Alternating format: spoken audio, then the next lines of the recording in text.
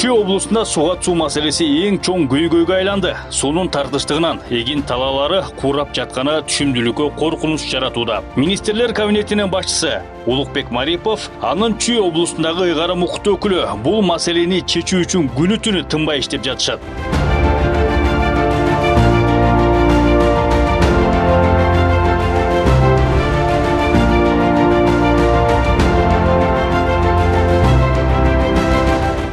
Эркин Тентишев кырдаалды ыкчам чечүүнүн жолу катары Союз убагында казылган 5000ге чукул скважиналарга мотор коюп иштетүү керектигин айтып келет.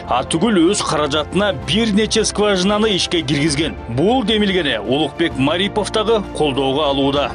Ошол эки каражатты мен 2-3 скважинага мен салдырып атам. Улукбек Асамединович мына 3 скважинаны мен өзүмдүн чөнтөгүмөн каржылап берейин деп атат. Эми силер деле четте калбай, чогуу бир ордуна чыгып, могу жерде көп сөз кылбай, андан көрө иш кылсак болот эле. Депутаттар оор кырдаалда өкмөттүн колуна кол, бутуна бут болгондун ордуна эптеп эл көзүнө көрүнүш үчүн популисттик кыйкырыктарга барып, өкмөт башчысын кетелегет деп эптеп эл көзүнө көрүнүү аракетин эле көрүп жатышат. Жумушуңуз чыштап кетиңиз анда. Бактык Эмелич, мен ордума келип иштебейсиз азыр эле. Президентке Кетиңиз анда, кетиңиз. Мен отурган жерим жок. Кетиңиз, жана мына комитеттен 3 жолу айттым. Мен кетем деп. Анда кет. Эгерде 120 депутат өкмөт башчы менен губернатордун жолун жолдоп, ар бири 2ден скважина иштеткенге жардам берсе эле 240 жерден суу чыгып, Чүйдүн бир топ жери суу менен камсыз болмок. Бирок алар тескерисинче өкмөттү шылдыңдап отурат.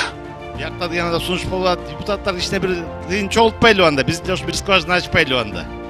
Жок, элге күйүп атсаңыз деп жөлүлө патрон. Элге деген элдин баардыгы күйүп атат. Чакырып кетип атам, чакырык кылып. Уланбек Исмаилов министрлер кабинетинин Чүй облусундагы ыйгарым укуктуу өкүлү Эркин Тентишевке бекер тийишип жаткан жери жок. Себеби анын чекиш ата деген шагыл чыгарган карьери мыйзамсыз иштегендиктен жабылып турат. Депутат өзүнүн компаниясынын ишине тоскоол болуп жатат деп губернаторго таарынган жайы бар. Чүйдө суу жок болуп жатса, депутат жеке кызыкчылык үчүн губернаторго асылып жатканы бизде көнүмүш атат. Чүйдө суу маселеси толук чечилип бүтө элек. Мурдагыдай эле эгин талаалары күйүп жатат.